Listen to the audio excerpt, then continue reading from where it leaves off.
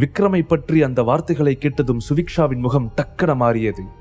வேகமாக அவர் அருகில் சென்று பெரியவர் என்று கூட பார்க்காமல் ரேணுகாவின் கன்னத்தில் பலார் என்று 2 அறை கொடுத்தாள் சுவிக்ஷா.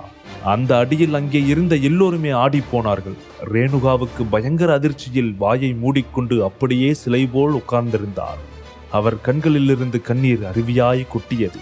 திரும்பவும் விக்ரம பத்தி அப்படி பேசிப்பார், அடுத்த தடவை பேசுறதுக்கு உன்னோட வாய் இருக்காது, 2ஆ கிழிச்சு விட்டுருவேன் என்று சுவிக்ஷா கோபமாக கத்தினார். ஹே, யாரு நீ? உனக்கு என்ன பைத்தியமா? எவ்வளவு தைரியம் இருந்தா என் வீட்டுக்குள்ள புகுந்து என் வைஃபையே கை நீட்டி அடிப்ப என்று சரவணன் கோபமாக கத்தினார். உண்மையிலேயே சுவிக்ஷா அப்படி நடந்து கொண்டது அவர்களுக்கு எல்லாம் அதிர்ச்சியை ஏற்படுத்தியது. சுவிக்ஷா 2 பேரையும் வெறுப்பாக பார்த்துவிட்டு, உங்களுக்கும் எனக்கும் எந்த சம்பந்தமும் இல்லை, ஆனா விக்ரம யாராச்சும் அவமானப்படுத்தணும்னு நினைச்சா நான் பார்த்துக்கிட்டு சும்மா இருக்க மாட்டேன், கொன்னு புதைச்சுடுவேன் என்று சொன்ன சுவிக்ஷா அங்கே இருந்த சுரபியின் ஃபேமிலி போட்டோவை பார்த்துவிட்டு, நீங்க 2 பேரும் சுரபியோட அப்பா அம்மா தானே? விக்ரம் உங்களுக்கு மருமகன் தானே? அவனை இவ்வளோ கீழ்த்தரமா பேசுறீங்களே, நீங்க எவ்வளவு கேவலமானவங்களா இருப்பீங்க என்று அவர்களை பார்த்து கோபமாக கத்தினாள் சுவிக்ஷா. எங்களை மிரட்டுற அளவுக்கு உனக்கு தைரியம் வந்துடுச்சா? இது என்னோட இடம், முதல்ல இங்கிருந்து வெளியே போ என்று சொன்ன சரவணன் வீட்டு வாசலை நோக்கி பார்த்து, செக்யூரிட்டி எங்கடா போன? கண்டவங்களெல்லாம் எதுக்கு வீட்டுக்குள்ள அனுப்புற என்று கோபமாக கத்தினார். நாங்க யார் தெரியுமா? சுரபி ஜுவல்லர்ஸ் குரூப்ஸோட சேர்மன் தான் என் பொண்ணு சுரபி. எவ்வளவு தைரியம் இருந்தா எங்களோட வீட்டுக்குள்ள வந்து என்னையே அடிப்ப? இதுக்கெல்லாம் பதில் சொல்லாம நீ இங்கிருந்து போக முடியாது என்று ரேணுகா கோபமாக கத்தினார். சுரபியின் பிசினஸ் முன்பு இருந்ததை விடவும் இப்போது நல்ல நிலைமையில் இருந்தது. சரவணனின் குடும்பத்திற்குள் வெளியில் எங்கு சென்றாலும் பயங்கர மரியாதை கிடைத்தது. அதனால் அவர்கள் சிட்டியிலேயே மிகப்பெரிய குடும்பத்தை போல உணர ஆரம்பித்து விட்டார்கள். ரேணுகா சொன்னதை கேட்ட சுவிக்ஷா சத்தமாக சிரித்தாள். சென்னையில ஒரு சின்ன லோக்கல் பிசினஸ் பண்ணிட்டு இருக்கிற உங்களுக்கே அவ்வளவு அதுப்பா என்று சொல்லி ஏளனமாக சிரித்தாள். அந்த வார்த்தைகளை கேட்டதும் சரவணனுக்கு பயங்கரமாக கோபம் வந்தது. உடனே போலீசுக்கும் கால் செய்வதற்காக அவருடைய போனை எடுக்க சுவிக்ஷாவின் பாடி கார்ட்ஸ் அவரை தடுத்தார்கள். நீங்க யார்கிட்ட வேணாலும் போய் கம்ப்ளைண்ட் கொடுத்துக்கோங்க, அதை பத்தி எனக்கு கவலை இல்லை, ஆனா நான் இங்க இருக்கும்போது என்கிட்ட மட்டும்தான் உங்களோட கவனம் இருக்கணும் என்று சொன்னாள் சுவிக்ஷா. என்ன இது, என் வீட்டுக்குள்ள வந்து என்னையே கண்ட்ரோல் பண்றியா என்று சரவணன் கோபமாக கத்தினார். சுவிக்ஷா அவர் சொல்வதை கண்டுகொள்ளாமல், விக்ரம் எங்க இருக்கான்? நான் அவனை தேடித்தான் வந்திருக்கேன் என்று கூலாக கேட்டாள். சரவணன் கோபமாக, விக்ரமை தேடி வந்தா எதுக்காக இந்த இடத்துக்கு வந்திருக்க? அவன் இங்க இல்ல, உனக்கு எப்படி எங்களோட அட்ரஸ் தெரியும் என்று கேட்டார். நீ எதுக்காக விக்ரமை தேடுற? உனக்கும் அவனுக்கு என்ன சம்பந்தம் என்று ரேணுகாவும் அதே கோபத்தோடு கேட்டார். விக்ரம் என்னோட ஹீரோ, என்னோட ஹீரோவை தேடி நான் வராம வேற யார் வருவாங்க என்று சுவிக்ஷா சிரித்துக்கொண்டே சொன்னான். என்னது, விக்ரம் உன்னோட ஆளா? அவனுக்கு ஏற்கனவே கல்யாணம் ஆகிடுச்சு. அப்படி இருக்கும்போது நமக்கு தெரியாம இந்த மாதிரியான வேலையெல்லாம் பண்ணிக்கிட்டு இருக்கானா? விகா சொன்னது உண்மைதான் போல இருக்கு என்று சரவணன் மனதிற்குள் நினைத்தபடி அவளை கோபமாக பார்த்து கொண்டிருந்தார். கடவுளே, என் பொண்ணோட வாழ்க்கையில என்னதான் நடக்குது? கண்டவங்கெல்லாம் வந்து என் பொண்ணு வாழ்க்கையை இப்படி கெடுக்கிறாங்களே. நான் அப்பவே சொன்னேனே அவன் எல்லாம் வேண்டாம், நம்ம குடும்பத்துக்கு செட் ஆக மாட்டான்னு. யாராவது கேட்டாங்களா? இப்போ கண்டவன் கூட எல்லாம் பழக்க வச்சுக்கிட்டு என் பொண்ணோட வாழ்க்கையை இப்படி கெடுத்துட்டானே அந்த படுபாவி. அவன் நல்லா இருப்பானா? அவன் நாசமா போயிடுவான். சீக்கிரம் அவன் கிட்ட இருந்து பிரிச்சு என் பொண்ணை காப்பாத்து கடவுளே என்று ரேணுகா மனதிற்குள் புலம்பிக் கொண்டிருந்தார். வெளியில் வாய்விட்டு சொன்னால் மீண்டும் சுவிக்ஷாவிடமிருந்து அடிவிலும் என்ற பயம் ரேணுகாவுக்குள் இன்னும் இருந்தது. உங்க மனசுக்குள்ள இப்ப என்ன நினைச்சுக்கிட்டு இருக்கீங்கன்னு தெரியுது. அது மனசுக்குள்ளேயே இருந்தா ரொம்ப சந்தோஷம். வெளியே வார்த்தையா வந்துச்சு, அதுக்கப்புறம் விக்ரமோட மாமியார்னு பார்க்க மாட்டேன், சுரபியோட அம்மாவுன்னும் பார்க்க மாட்டேன் என்று சொன்னாள் சுவிக்ஷா. அவர்கள் பேசிக் கொண்டிருக்கும் போதே அந்த இடத்திற்குள் செல்வராகவன் வந்தார். மிஸ் சுவிக்ஷா, எப்போ வந்தீங்க? நல்லா இருக்கீங்களா? மிஸ்டர் விக்ரம் என்ன சொன்னாருன்னு தெரியல, ஆனா இப்ப அவர் இங்க இல்ல என்று மரியாதை கலந்த குரலில் சொன்னார். என்று சொன்னபடி முகத்தை சுளித்துக் கொண்டு செல்வாவை திரும்பி பார்த்தாள் சுவிக்ஷா. செல்வா அவளை பார்த்து மரியாதையுடன் ஒரு புன்னகையை கொடுத்தார். நீங்க ரொம்ப நாளா காணாம போயிட்டீங்கன்னு கேள்விப்பட்டேன், ஆனா இவ்வளவு சின்ன இடத்துல நீங்க இருப்பீங்கன்னு நான் கொஞ்சம் கூட எதிர்பார்க்கல. விக்ரம் எங்க? அவரோட வைஃப் இங்க இருக்கிறதா நியூஸ் வந்துச்சு. சுரபியை இங்க விட்டுட்டு அவன் மட்டும் எங்க போனான் என்று சுவிக்ஷா கேட்டாள். விக்ரம் சார் எங்க இருக்காருன்னு எனக்கு நிஜமா தெரியல சுவிக்ஷா என்று சொன்னார் செல்வா. செல்வராகவன் இதற்கு முன்பு மும்பையில் ஆதித்யா குடும்பத்து வீட்டு ஹெல்ப்பராக இருந்தார். விக்ரமுக்கும் சுவிக்ஷாவுக்கும் நிச்சயதார்த்தம் நடந்தபோது அவர் சுவிக்ஷாவின் குடும்பத்திற்கு மாறிவிட்டார். அன்றிருந்து சுவிக்ஷாவை அவருக்கு நன்றாக தெரியும். செல்வா சொன்னதை கேட்டதும் சுவிக்ஷா செழிப்பாக முகத்தை சுளித்துக் கொண்டு திரும்பி ரேணுகாவையும் சரவணனையும் பார்த்தாள். சொல்லுங்க, விக்ரம் எங்க போயிருக்கான்? கண்டிப்பா உங்களுக்கு தெரிஞ்சிருக்கும். விக்ரம் எங்க இருக்கான்னு எனக்கு இப்போ உடனே தெரிஞ்சாகணும் என்று சுவிக்ஷா கோபமாக கேட்டாள். இருவரும் சுவிக்ஷாவை மிகவும் கோபத்தோடு பார்த்து கொண்டிருந்தார்கள். சுவிக்ஷாவுக்கும் விக்ரமுக்கும் நீண்ட நாள் பழக்கம் இருப்பதாக அவர்கள் நினைத்தார்கள். அவளை உடனே அந்த இடத்திலிருந்து வெளியே துரத்த வேண்டும் என்று நினைத்தார்கள். ஆனால் சுவிக்ஷா முகத்தை பார்க்கும்போது அவள் ஏதோ பெரிய இடத்தை சேர்ந்தவள் என்று நினைத்து அவளை திட்டுவதற்கோ வீட்டை விட்டு துரத்துவதற்கோ பயந்தார்கள். அந்த நேரத்தில் அங்கே சில கிஃப்ட் பாக்ஸ்களை பர்ச்சேஸ் செய்துவிட்டு வீட்டிற்குள் வந்த சுரபி அங்கே இருந்த கூட்டத்தை பார்த்து, அப்பா, அம்மா, இங்க என்ன நடக்குது என்று சந்தேகமாக கேட்டுக்கொண்டே உள்ளே நுழைந்தாள். அங்கே சுவிக்ஷா நின்று கொண்டிருப்பதை பார்த்ததும் அவளுக்கு அதிர்ச்சியாகவும் அதே நேரத்தில் கோபமும் வந்தது. நீயா இங்க எதுக்கு வந்திருக்க? உனக்கு எப்படி என்னோட வீடு தெரியும் என்று தீவிரமான முகத்துடன் சுவிக்ஷாவை பார்த்து கேட்டாள் சுரபி. ஓ சுரபி, நீ வந்துட்டியா? பார்த்து ரொம்ப நாள் ஆன மாதிரி ஃபீலாக இருக்குல்ல? நான் இங்க விக்ரமை தேடி வந்தேன். ரொம்ப நேரமா அவங்களை கேட்டுட்டு இருக்கேன், சொல்ல மாட்டேங்கிறாங்க. சரி, நீயாவது சொல்லு, விக்ரம் எங்க இருக்கான் என்று சுவிக்ஷா கூலாக அவளை பார்த்து கேட்டான். சுரபி, நம்ம வீட்டுக்குள்ள வந்து கலாட்டா பண்ணது மட்டும் இல்லாம என்னையே கன்னத்தில் அரைஞ்சிட்டா இந்த ராட்சசி. உடனே இவளை வீட்டை விட்டு வெளியே அனுப்பு என்று ரேணுகா சுரபியை பார்த்து கோபமாக சொன்னார்.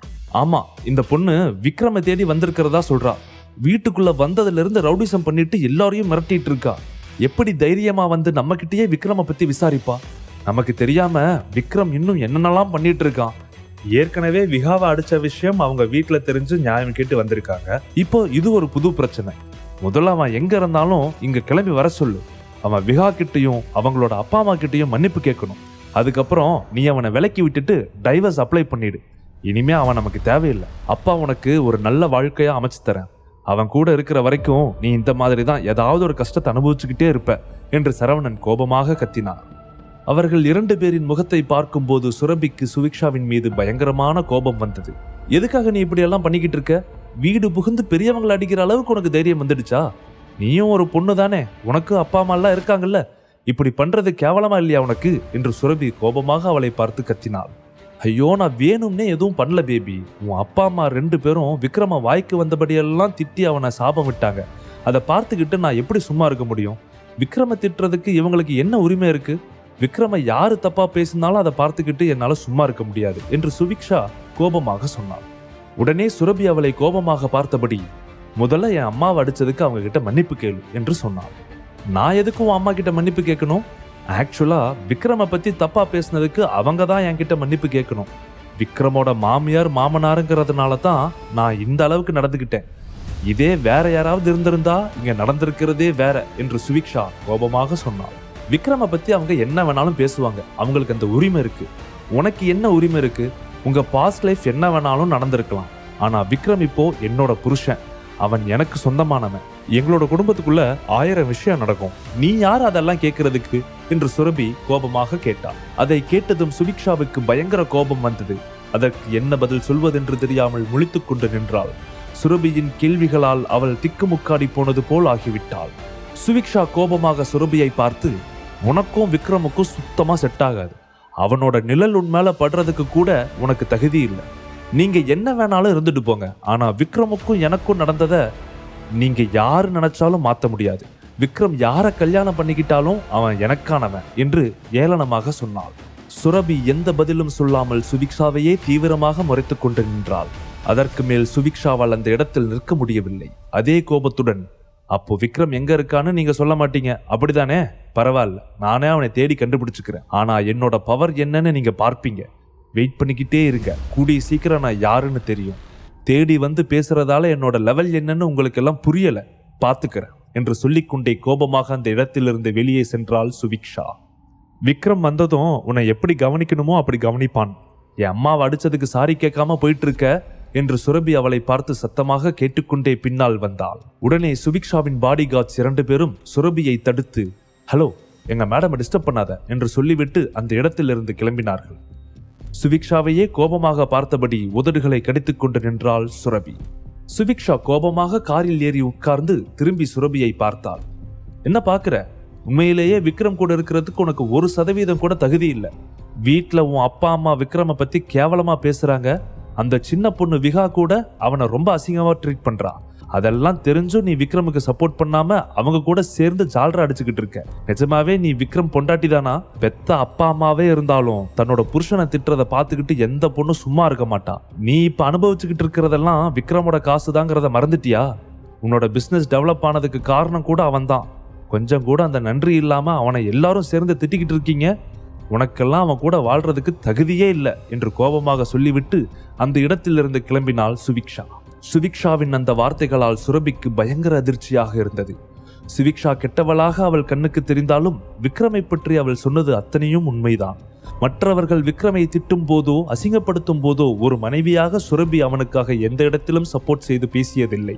அதையெல்லாம் நினைக்கும் போது சுரபிக்கே அவளை நினைத்து அசிங்கமாக இருந்தது.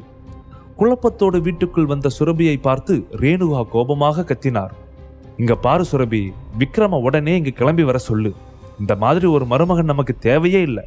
நாங்களும் இத்தனை நாளா வெயிட் பண்ணி பார்த்துட்டோம். ஆனா அவன் நம்ம குடும்பத்துக்கு செட் ஆகிற மாதிரி தெரியல என்று கோபமாக சொன்னார். சுரபி, நான் முடிவா ஒன்னே ஒன்னு கேட்டுக்கிறேன். உனக்கு நம்ம குடும்பம் முக்கியமா இல்ல விக்ரம் முக்கியமானு நீயே முடிவு பண்ணிக்கோ. அவனால நாங்க தினம் தினம் அவமானப்பட்டுக்கிட்டு இருக்கோம். இதுக்கு மேலேயும் எங்களால எல்லாத்தையும் பொறுத்துக்கிட்டு இருக்க முடியாது. உனக்கு அப்பா அம்மா வேணும்னா உடனே அவனை ஒட்டுமொத்தமா விட்டுட்டு வர வழியப்பார் என்று சரவணன் கோபமாக கத்தினார்.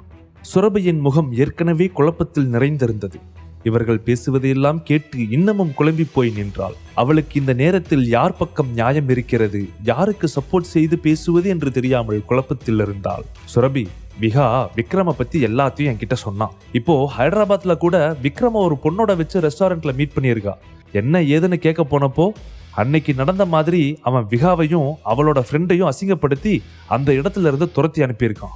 விகா எனக்கு கால் பண்ணி எப்படி அழுதா தெரியுமா? நம்ம குடும்பத்துக்கு இந்த மாதிரி அசிங்கம் எப்பவுமே நடந்ததில்லை என்று அருகில் நின்றிருந்த வாசு சொன்னார். அவனால நம்ம குடும்பத்துக்கு ஏதாவது ஒரு நல்லது நடந்திருக்கா? கெட்டது மட்டும்தான் நடந்துகிட்டு இருக்கு. இப்போ வந்துட்டு போனாலே ஒருத்தி, அவ பேசின பேச்ச நீயும் கேட்டுட்டு தானே இருந்த. அவங்களுக்குள்ள எவ்வளவு பழக்கம் இருந்தா நம்ம வீட்டுக்கு வந்து இந்த மாதிரி நடந்துட்டு போயிருப்பா. இதெல்லாம் விக்ரமுக்கு தெரியாமையா நடந்திருக்கும்? ஏன் அவன் சொல்லி கூட பண்ணிருக்கலாம், யாருக்கு தெரியும்? உன் தாத்தாவுக்கு அப்படி இவன் கிட்ட என்ன தெரிஞ்சதோ தெரியல. உன்னை அவனுக்கு கட்டி வச்சு நம்ம குடும்பத்தையே இப்படி புலம்ப வச்சுட்டாரு என்று ரேணுகா கோபமாக கத்தினான். சரவணனும் ரேணுகாவும் இப்படி மாறி மாறி விக்ரமை திட்டிக் கொண்டிருக்க சுரபிக்கு தலையே வெடித்து விடும் போல் இருந்தது. ஐயோ, கொஞ்ச நேரம் கத்துறதை நிறுத்துறீங்களா? நான் விக்ரம் கிட்ட இதை பத்தி விசாரிச்சுக்கிறேன். அது வரைக்கும் யார் இதை பத்தி என்கிட்ட பேசாதீங்க என்று சொல்லிவிட்டு கோபமாக தனது அறைக்குள் சென்று கதவை சாத்திக் கொண்டாள் சுரபி. முழு கதையையும் கேட்டு மகிழ பாக்கெட் FM ஆப்பை டவுன்லோட் செய்யுங்கள். லிங்க் டிஸ்கிரிப்ஷனில் கொடுக்கப்பட்டுள்ளது.